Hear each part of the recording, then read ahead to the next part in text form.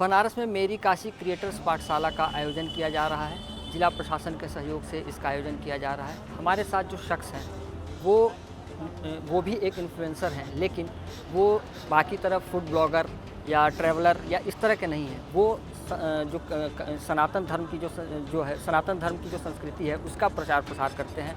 हम आइए इनसे बातचीत करेंगे और जानेंगे कि किस तरह के कंटेंट ये बनाते हैं और किस तरह ये लोगों तक जो तथ्य के साथ वो चीज़ें पहुंचती हैं।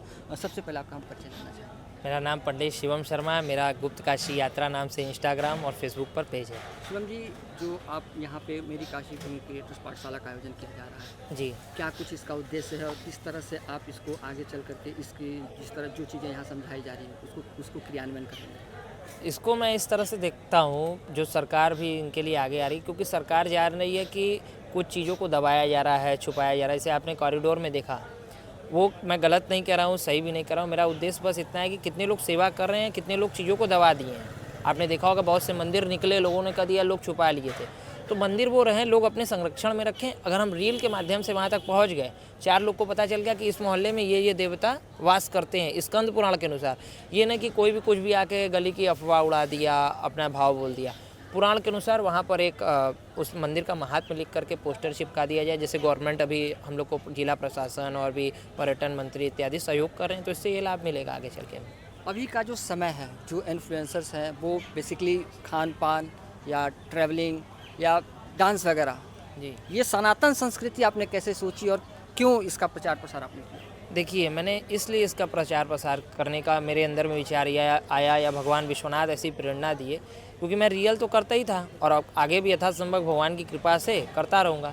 लेकिन अभी मैंने देखा कि रील का समय आ गया, रील का युग आ गया। इसमें सब लोग नाच रहा है, गा रहा है, लेकिन अपनी चीज़ों को कोई जान नहीं रहा है। जैसे अपने मंदिर को ही नहीं पता है, चल दिए ज्योतिर्लिंग करने केदारनाथ, वहाँ उत्तराखंड में, अपने घर के बगल में केदारनाथ हैं, वो नहीं मालूम है, तो ये कैसे मालूम पड़ेगा? तो हमने कहा कि ये रील दिन भर देखते रहते हैं, तो देखें तो इनके दिमाग में कुछ ऐसे तरीके से बता दिया जाए कि उनके एक तो फल बता दो, क्योंकि लोग क्या है इंडिया में, उनको फल चाहिए पहले।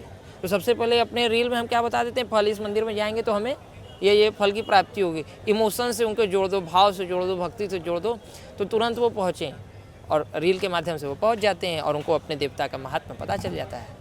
धर्म और संस्कृति की राजधानी है बनारस जी, यहाँ कई ऐसे अनगिनत मंदिर हैं जिनको कोई नहीं जानता।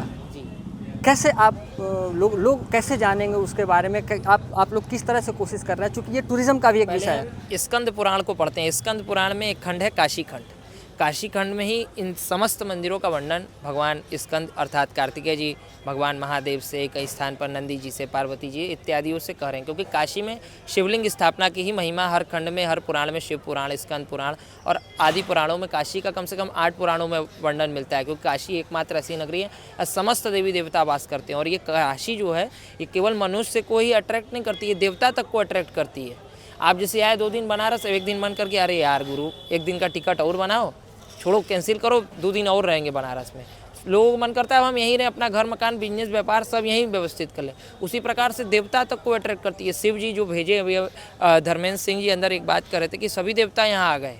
आपने सुना होगा अगर आप अंदर रहे होंगे, सभी देवता आ गए। तो शिव जी जब यहाँ पर आए तो भेज रहे शिव जी ऊपर कैलाश से, जाओ हमारी कुछ व्यवस्था करो रहने खाने की, या हम वहाँ काशी में ही रहेंगे। तो जो आ रहा है भगवान शिव की तपस्या में लीन हो जा रहा है। ये काशी आकर्षण की भूमि है, सबको अट्रैक्ट करके रख लेती है, मोह कर लेती है, मोह लेती है एक बार में सबको। चुनौतियाँ भी सामने आती होगी, क्योंकि अब सनातन को आप डिजिटल प्लेटफॉर्म पर लेकर के आए हैं। चुनौतियाँ भी बहुत सारी आती होंगी, कई यूज़र्स होते होंगे जो कमेंट्स भी करते होंगे, कुछ अपशब्द भी कहते होंगे। कैसे झेलते हैं और कैसे उसको मैनेज करते हैं? देखिए, बोला गया है ना, हम तो सीधा बात बोलते हैं, मैनेज तो हम बहुत सरल तरीके से कर लेते हैं भाई। बोला गया है मौनम सर्वार्थ साधनम, मौन हो जाइए। जिसका उचित बहुत कोई ज़्यादा ही बोल रहा है तो उसका कुछ, पहला तो हमारा प्रयास रहता है प्रेम पूर्वक, किसी को भी मारना है तो मात्र प्रेम दे करके ही मार दीजिए। प्रेम से बड़ा कोई बाड़ा ही नहीं होता, चाहे हम कोई हिंदू मुस्लिम किसी की राजनीति नहीं, हमें तो अपना सनातन धर्म आगे बढ़ाना है। वो हम किस प्रकार से बढ़ाते हैं ये हमारे बुद्धि विवेक पर निर्भर करता है। बिल्कुल, ये शिवम है, ये भी फिलहाल इस बारे में बता रहे हैं। हम शिवम आपसे, जिसको रील नहीं समझ में आ रही है, एक ऑप्शन भी तो दिया गया है, आगे बढ़ा दीजिए। हाँ, आगे बढ़ा दीजिए, स्क्रॉल कर दीजिए। एजुकेशन क्या है आपकी? हमारी जो संस्कृत से एजुकेशन देखा जाए तो मैं आचार्य हूँ, कर लिया हूँ, और अंग्रेजी से देखा जाए तो मैं MBA IMT गाजियाबाद से पास आउट हूँ।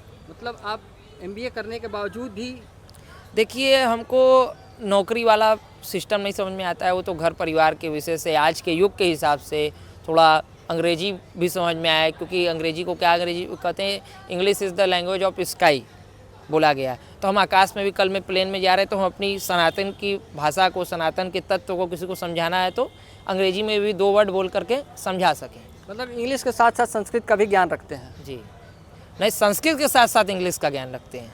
बड़ी अच्छी बात कही शिवम ने कि संस्कृत के साथ साथ इंग्लिश का अच्छा ज्ञान रखते हैं। हमारे साथ शिवम थे, ये भी इन्फ्लुएंसर हैं और इस कार्यक्रम में ये आए हुए हैं। फैक्ट के साथ लोगों तक अपनी काशी की जानकारी पहुंचाने के लिए इसका उद्देश्य है, इस कार्यक्रम का उद्देश्य है। जिला प्रशासन के सहयोग से इसका आयोजन किया जा रहा है। देखते हैं ये इन्फ्लुएंसर आगे चल के काशी का कितना सहयोग करते हैं और पर्यटन को किस तरह से रफ्तार मिलती है।